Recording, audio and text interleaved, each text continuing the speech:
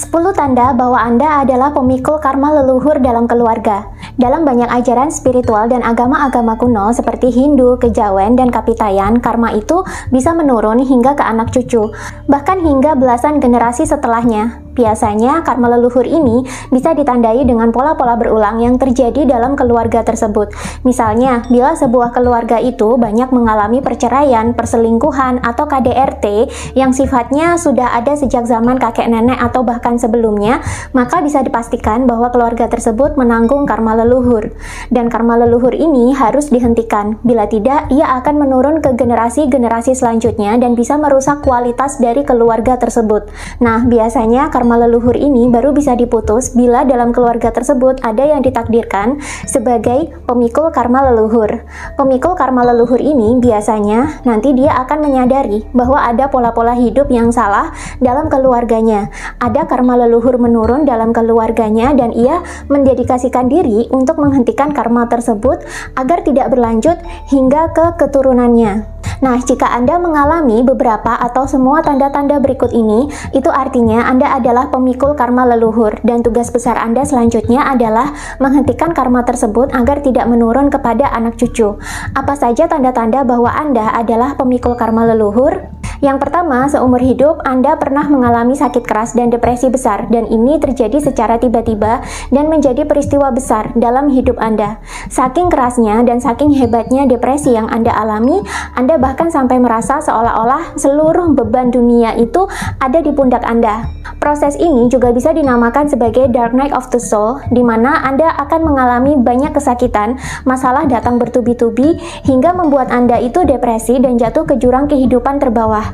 Biasanya, setelah Anda mengalami fase ini, Anda akan mengalami kebangkitan spiritual secara alami. 2. Anda adalah anggota keluarga paling spiritual, paling sadar, dan paling cerdas. Mungkin Anda heran kenapa dalam keluarga Anda sepertinya hanya Anda yang mengerti spiritual dan memiliki kesadaran yang cukup tinggi. Anda juga bertumbuh menjadi anggota keluarga yang sangat cerdas. Bahkan, pola pikir Anda itu melampaui pola pikir anggota keluarga yang lain. Jangan heran, karena bisa jadi Anda menanggung tugas sebagai pemikul karma leluhur dan harus memutus rantai karma ini agar tidak merusak generasi selanjutnya. 3. Anda adalah anggota keluarga yang paling sering ketiban sial dan kerap terjebak dalam situasi buruk dalam keluarga. Anda mungkin merasa, kenapa ya sejak kecil saya itu selalu menjadi anak yang paling sengsara? Saudara-saudara saya berkecukupan, saya kebagian melaratnya. Saudara saya tumbuh besar saat orang tua utuh. Saya lahir, orang tua malah cerai.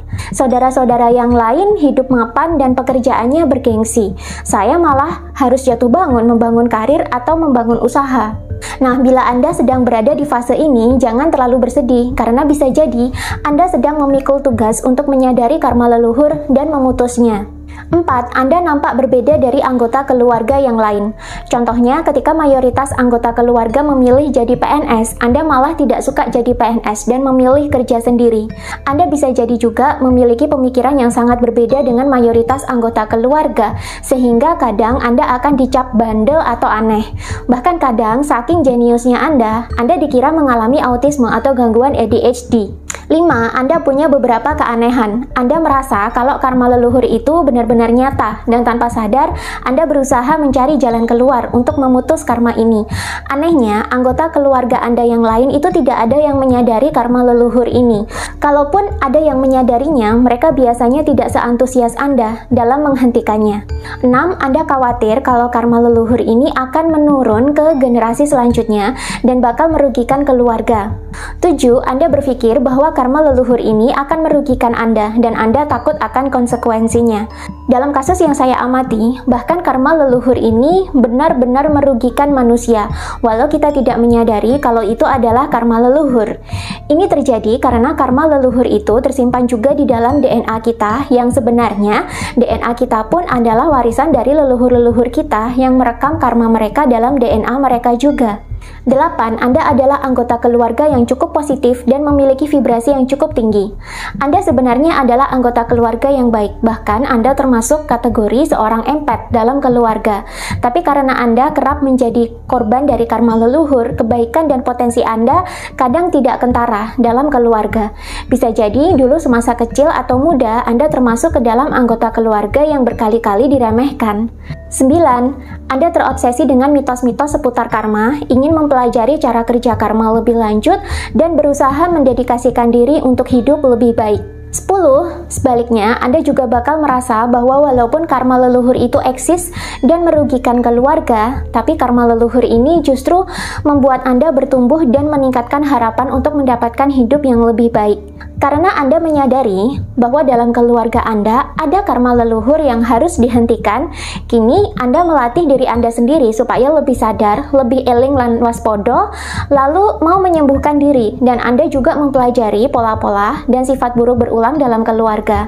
Anda juga mempelajari apa yang menjadi inti atau penyebab permasalahan berulang dalam keluarga, dan Anda mendedikasikan diri agar tidak mengulang kesalahan-kesalahan yang sama dengan yang dilakukan oleh leluhur atau orang tua Anda. Anda jadi memperbaiki sifat-sifat buruk Anda menyembuhkan luka-luka Anda sendiri, dan Anda malah berkembang menjadi manusia yang lebih baik. Nah, karena Anda kini jadi bertumbuh dan berkembang, sebagai konsekuensinya, di masa depan Anda berpeluang untuk mendapatkan taraf hidup yang lebih baik daripada leluhur atau orang tua Anda. Bahkan bisa jadi taraf hidup Anda lebih tinggi dibandingkan anggota keluarga yang lain. Anda juga bisa melahirkan generasi baru dengan DNA yang lebih baik dan berpotensi memiliki kualitas hidup yang lebih baik dibandingkan dengan leluhur-leluhur Anda. Lalu bagaimana caranya kita bisa memutus karma leluhur ini? Apakah karma leluhur ini hanya berdampak negatif saja kepada Anda? Apakah ada sisi positif yang bisa Anda petik dari karma leluhur? Mengapa karma leluhur ini harus dihentikan siklusnya?